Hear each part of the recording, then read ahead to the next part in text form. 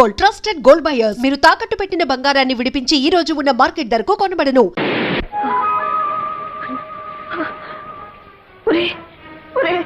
అన్యాయం జరిగిపోయిందిరా. ఏం జరిగిందమ్మా? ఆ కవల పిల్లలో ఒక పిల్ల పాత కప్పి చనిపోయిందిరా. ఈ విషయం దానికి తెలుసమ్మా? దానికి తెలీదు. మగతిగా నిద్రపోతుంది. తెలివి వచ్చి ఆ విషయం దానికి తెలిసిందంటే తట్టుకోలేదురా. ఏం చేయాలో నాకు అర్థం కావటం లేదే.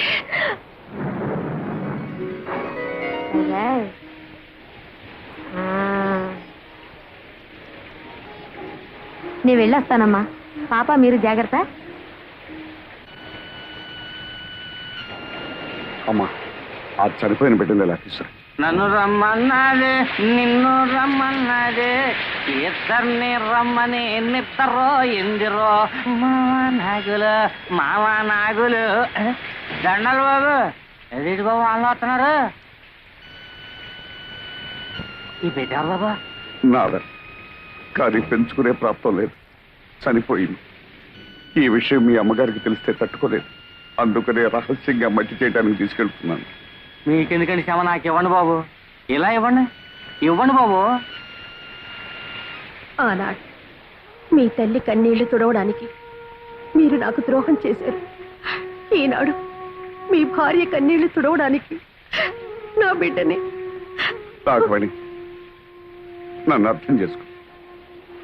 మన పాలిటి శాపం మన బిడ్డ పాలిటి వరమైందనుకో.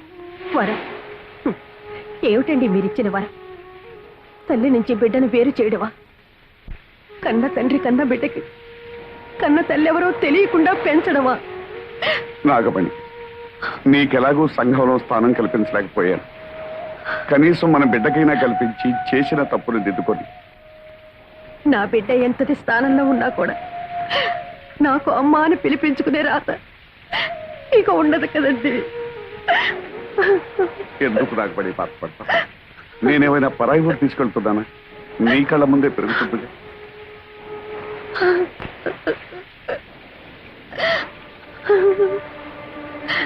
ఈ లోకం అంతా మీరు నన్ను ఉంచుకున్నారు అంటే నేను భరించాను. నా బిడ్డను పెంచుకుంటాను అంటే నేను భరించలేదా? జరిగిన దాంట్లో ఇది ఒకటనుకుంటాను. నా ప్రాప్తం అంతే. తీసుకెళ్ళండి.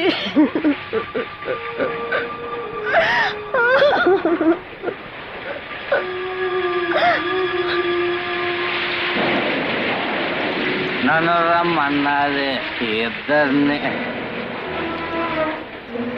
ఓ బిడ్డ పాచి పెట్టాను, ఇంకో బిడ్డ చేతిలో. అంటే నాగమే అయ్యగారండి. అదేడు బాబు అలా జరుచుకున్నారు? నేనేం దియ్యాను కాదు బాబు, గొండప్పనే. అయితే ఓ బిడ్డను మట్టి చేసి ఓ బిడ్డను మార్చేస్తున్నాను అన్నమాట. గుండప్ప, ఈ గుండప్ప కావలసిన పడైతే నోరు తెరవాడు బాబు. చనిపోయిన బిడ్డను వానలో తడుపుతా కప్పెడుతుంటే గొంతులో పోసింది దిగిపోయింది. అందుకనే ఈ విషయం అట్టాగే మనసులో ఎత్తరే ఫోటోలాగా అచ్చయిపోయిందండి. ఈ రాజధాని డబ్బుతో కప్పేది బాబు. ఏమిట్రా నువ్వు చేసిన పని? నాగమణ్ణి పెళ్లి చేసుకుంటానంటే నీ ఒప్పుకోలేను దాన్ని. దానికి పుట్టిన బిడ్డని నాకు మనవరాలిగా ఎలా ఒప్పుకోగలనురా? ఆనాడు నీ పెద్దరికాన్ని గౌరవించానమ్మా. ఆ గౌరవాన్ని నిలబెట్టుకోవాలనుకుంటే రత్నానికి తెలివి రాకముందే ఈ బిడ్డను తీసుకెళ్లి పక్కలో పడుకోబెట్టి. అమ్మా, పిల్లలిద్దరూ రత్నాల్లో ఉన్నారమ్మా. అది సరే కాని కోడలు పురుడు పూర్ణప్పుడు పట్టుచీర కావాలని పట్టుపట్టిన దానివి తీర ప్రసవించే సమయానికి ఎక్కడ తగలడ్డావే? ఏం చేయనండి అమ్మా, అక్కడ నాగమణమ్మ గారు నొప్పులతో బాధపడుతుంటే అయ్యగారు నన్ను అక్కడికి పంపించారు. అక్కడ కూడా ఆడపిల్లే పుట్టిందమ్మా. అత్త అయ్యగారి పాలికే. ఎంతకాలమని నోరు మోయించి నా కళ్ళు కప్పుతారు. ఏమి అచ్చం అయ్యగారి పోలికలతో పుట్టిన ఆ పిల్లెవరు? దాని తల్లెవరు? అది అది నేను ఇక్కడ నొప్పులు పడుతున్నానని తెలిసి కూడా నిన్ను అక్కడ పంపించారంటే ఆయన గారికి అంత ముఖ్యమైన మనిషి అది. చెప్పవే. తెలీదమ్మా. తెలీదు? తెలీదు. అబ్బా, నన్నెందుకమ్మా కొడతారు? మీరు బాగానే ఉంటారు. అత్త మీద కోపం దొత్త మీద చూపించారని ఏమన్నా అంటే మా మీద విరుచుకు పడతారు. మీ పెళ్లి కాక ముందు నుంచి అయ్యగారికి నాగమణమ్మ గారికి సంబంధం ఉంది. ఈ సంగతి పెద్దమ్మ గారు కూడా తెలుసు.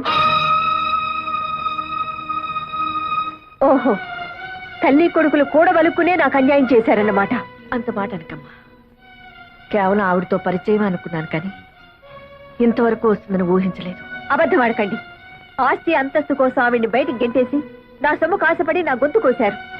దగ్గరుండి మీ కొడుకు చేత వ్యభిచారం చేయించారు. అమ్మా, ఏ చేసిన విషయం చెప్తే తప్పు వచ్చిందా? అమ్మ తర్వాత అమ్మ అత్తమ్మ అంటారు. సాటి ఆడదన్న గౌరవం కూడా లేకుండా నాకు ద్రోహం చేశారు.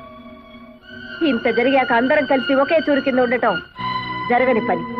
నేను మా పుట్టింటికి వెళ్తున్నాను. వద్దమ్మా. ఇంటి కోడలు తెగతెంపులు చేసుకుని పుట్టింటికి వెళ్ళిపోయిందని అపకీర్తి నా కుటుంబం భరించలేదమ్మా. నేనే నా కూతురింటికి వెళ్ళిపోతాను. కానీ నీ భర్తకు మాత్రం అన్యాయం చేయకు. చూడండి, ఒకళ్ళు తిన్న కంచంలో తినే అలవాటు ఈ శేషారత్నానికి లేదు. ఏదో జన్మలో నేను చేసుకున్న పాపానికి శిక్షగా మీ వల్ల నాకు 2 బిడ్డలు కలిగారు. చాలు. సమాజాన్ని గౌరవించాలి గనక పేరుకు నేను మీ భారీగా ఉంటాను. అంతేగాని ఇక నుంచి మన ఇద్దరి మధ్య ఎలాంటి సంబంధం ఉండటానికి వీల్లేదు, ఉండదు. అది కాదు రత్నం. మీకు ఇష్టం లేకపోతే మీ అమ్మతో పాటు మీరు వెళ్ళొచ్చు. ఈ జరిగిన దాంట్లో నా స్వార్థమే ఉందనుకుంటావు, భగవంతుని నిర్ణయమే అనుకుంటావు, నీ ఇష్టం. నిన్ను చేసుకున్నానని ఆవిడని చేరదీశానని నువ్వు 20 ఏళ్లుగా నన్ను వెలివేశారు. చేసిన తప్పుకు శిక్షగా మౌనంగా ఉండిపోయాను. పురిటి కన్నుని తీసుకొచ్చి నీకు అప్పగించా. అందులో ఎవరు ఎవరికి పుట్టారో నాకు మాత్రం ఎలా తెలుస్తుంది? కానీ ఇద్దరిని 2 కళ్ళగా పెంచావు. ఎవరికి అన్యాయం చేయవనే నా నమ్మకం.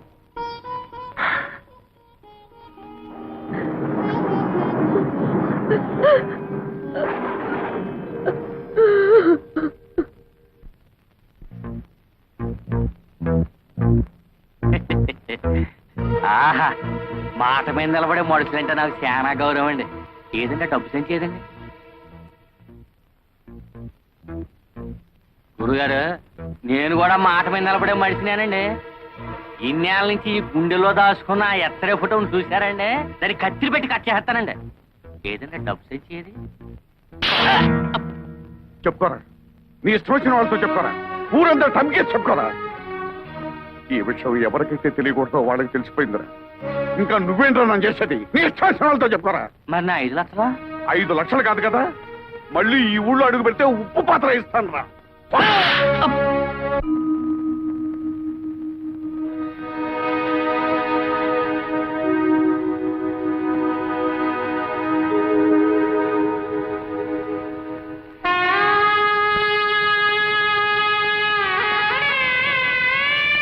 నువ్వింకా బాధపడాల్సిన అవసరం లేదు. నేను ఒక నిర్ణయం తీసుకున్నాను.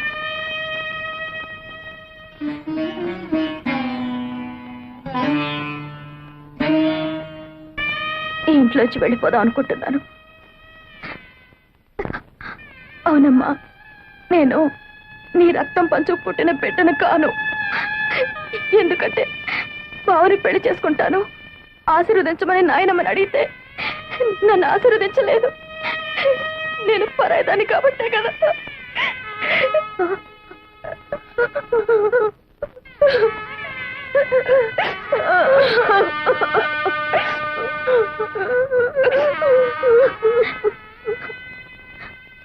ఇన్నాళ్ళు నన్ను కన్న తల్లిలాగా పెంచినందుకు నీ రుణం ఎలా తీర్చుకోవాలో నాకు తెలియడం లేదప్పా.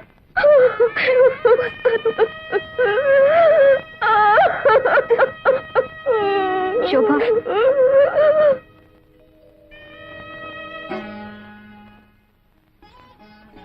ఏమిటా నిర్ణయం? నాయనమ్మ నిన్ను ఆశీర్వదించకపోవడానికి కారణం బావ గురించి నీకన్నా ముందు నేను చెప్పాను. అందుకే అమ్మకు జరిగిన అన్యాయమే మనకు కూడా జరగకూడదన్న అయోమయంలో నిన్ను ఆశీర్వదించలేదమ్మా. అంత మాత్రం చేత నువ్వు కూతురు కాదనుకుంటే నేను కాకపోయి ఉండొచ్చుగా.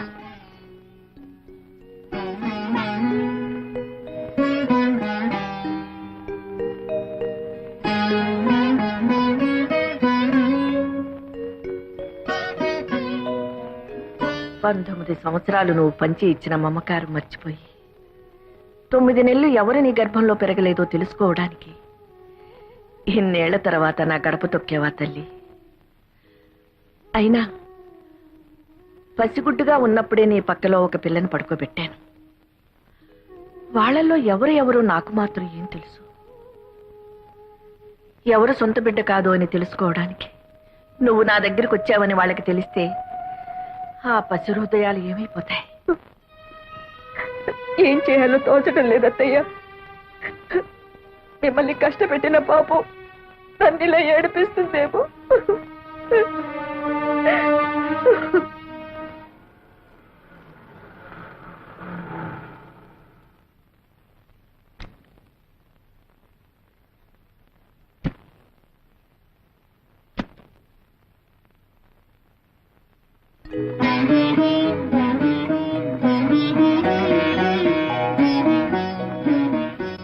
లోపలికి రావచ్చా?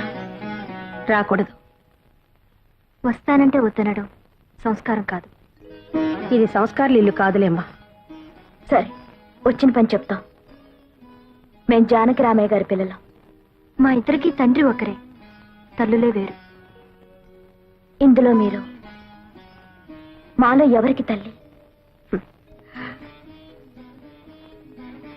తెలిస్తే ఏం చేస్తారు? గుండెల్లో లేని ప్రేమని బలవంతంగా గొంతు దాకా తెచ్చుకొని అమ్మా అని పిలుస్తారా? ఇన్నాళ్ళు తల్లికి దూరంగా పెరిగినందుకు విధిని నిందిస్తారా? ఒకటి మాత్రం నిజం, ఎవరికైనా తల్లి అనేది సత్యం, తండ్రి అనేది నమ్మకం. మీ విషయంలో తల్లి అనేది కూడా నమ్మకం అవడం దురదృష్టం. మాకు కావాల్సింది నిజం. ఆ నిజం నాకు తెలియదు, తెలిసినా చెప్పను. ఎందుకంటే అమ్మ అనే పదానికి అనంతమైన అర్థాలున్నాయి. ఆకలేసినప్పుడు పాలు పట్టేది అమ్మ, ఏడుపు వచ్చినప్పుడు కన్నీరు తుడిచేది అమ్మ, భయం వేసినప్పుడు ధైర్యం చెప్పేది, జబ్బు చేసినప్పుడు విలువెల్లాడిపోయేది అమ్మ. నేను మీలో ఒకరికి రక్తం పంచానేమో, కానీ ఆ తల్లి జీవితాన్ని పంచింది. కేవలం 9 నెలలు కడుపులో మోసిన నేరానికి 19 ఏళ్లు పెంచిన తల్లిని గుండెల మీద తన్ని రావడం మాతృద్రోహం. వెళ్ళండమ్మా, ఆ మహాతల్లి మీ తల్లి. వెళ్ళండి. నాకు అదృష్టం లేదు.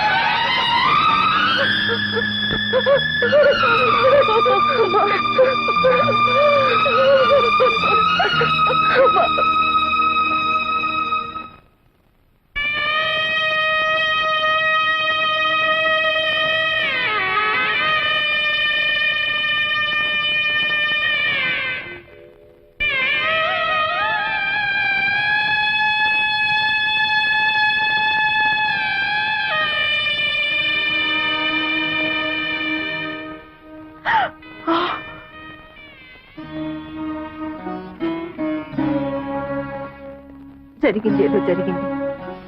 20 ఏళ్లుగా మిమ్మల్ని క్షోభ పెట్టి నేను నరకాన్ని అనుభవించాను. ఇప్పుడు అదంతా తవ్వుకుని ప్రయోజనం లేదు.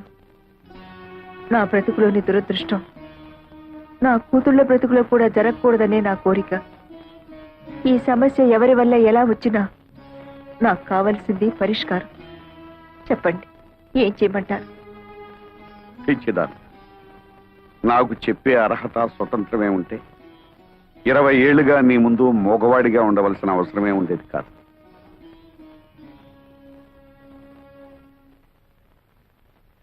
అత్తయ్య, మీరైనా చెప్పండి, నన్నేం చేయమంటారు? బ్రతుకు చివరిలో ఉన్నదాన్ని నాకేం తెలుస్తుందమ్మా?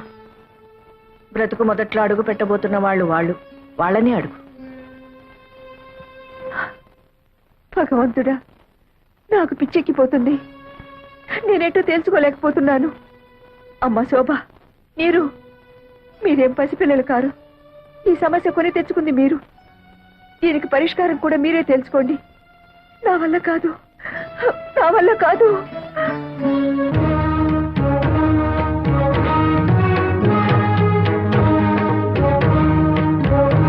ఏంటి బాబు ఆలోచిస్తున్నా? ఇందులో సమస్య ఉంది. తప్పు చేసింది మేము, ఫలితం కూడా మేమే అనుభవిస్తాం. నీకు శోభ అంటే ఇష్టం అనుకో, చేసుకో. నీకు నీరు మీద ఇష్టం ఉందనుకో, చేసుకో. దాన్ని చేసుకుంటే నేను ఊరేసుకుని చచ్చిపోను. దాన్ని చేసుకుంటే నేనేం విషం మింగి చావను. నాకు కావాల్సింది నీ ఆనందం, నాకు కావాల్సింది నీ సంతోషమే. నీకెవరిష్టమో చెప్పు బావా, మాకెవరైనా ఒకటే. చెప్పు బావా, చెప్పు బావా, చెప్పు బావా, బావా చెప్పు, చెప్పు బావా, చెప్పు, చెప్పు బావా. ఏడుకొండలవాడ వెంకటరమణ, ఎక్కడున్నావు స్వామి?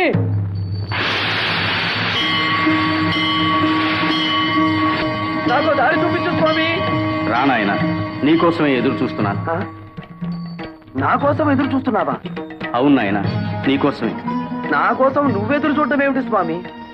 నువ్వు దేవుడివి, నేను మామూలు మానవుణ్ణి. వెంకటేశ్వరరావు, ఇద్దరు ఆడవాళ్ల మధ్య ఇరుక్కున్న తర్వాత నరుడైనా నారాయణుడైనా ఒక్కటే నాయన. పాటలు తప్పవు. ఇంతకీ నా సమస్యకి పరిష్కారం ఏమిటి స్వామి? అది చెబుతావనే బాబు నీకోసం ఎదురు చూస్తున్నాను. ఆ? అవును, ఆనాడు భూదేవి శ్రీదేవి అడిగిన ప్రశ్నకి సమాధానం చెప్పలేకే ఇలా రాయిగా మారిపోయాను. నువ్వు ఈ సమస్యకి పరిష్కారం చెప్పగల మేధావివని నిన్ను ఆ ఇంట్లో సృష్టించాను. నీ పేరు వెంకటేశ్వరరావు అని పెట్టించాను. ఇద్దరు ముద్దుల భామల సమస్యను నీ మెడ చుట్టూ చుట్టించాను. అప్పటి నుంచి నువ్వు ఎప్పుడొచ్చి ఈ దుర్భర సమస్యకి పరిష్కారం చెప్తావా అని ఎంతో ఆశగా ఎదురు చూస్తున్నానయ్యా. నా వల్ల కాదు స్వామి. చెప్పు నాయనా. ఇదే వ్యక్తి జవాబు చెప్పలేని ప్రశ్న స్వామి. నన్ను వదిలే స్వామి. వెంకటేశ్వరరావు, మళ్ళీ వచ్చారు స్వామి. చిట్టి శ్రీదేవి, చిన్ని భూదేవి నాయన. ఆ ఇద్దరిలో ఎవరో ఒకరిని ఎలుకో. ఇదా స్వామి నువ్వు నాకు చెప్పే సలహా?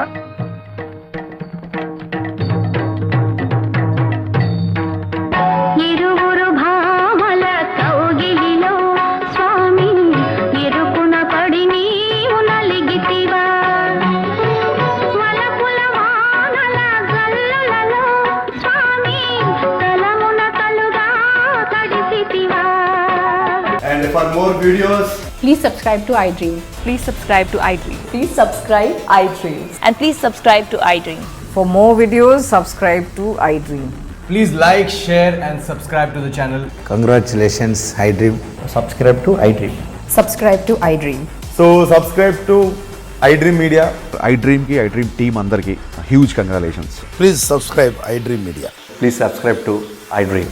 Subscribe iDream. Please subscribe to iDream. iDream అంటే నా కళల ఛానల్ను సబ్స్క్రైబ్ చేసుకున్న నోరు తిరుగుతలేదు. మీరైతే గంట గుర్తు కొట్టండి. For more such videos, please subscribe to iDream. Subscribe to iDream. Please subscribe to iDream. Please subscribe iDream Media. Please do subscribe to iDream. Please subscribe to iDream Media. For best entertainment and information please subscribe iDream. And don't forget to subscribe to iDream.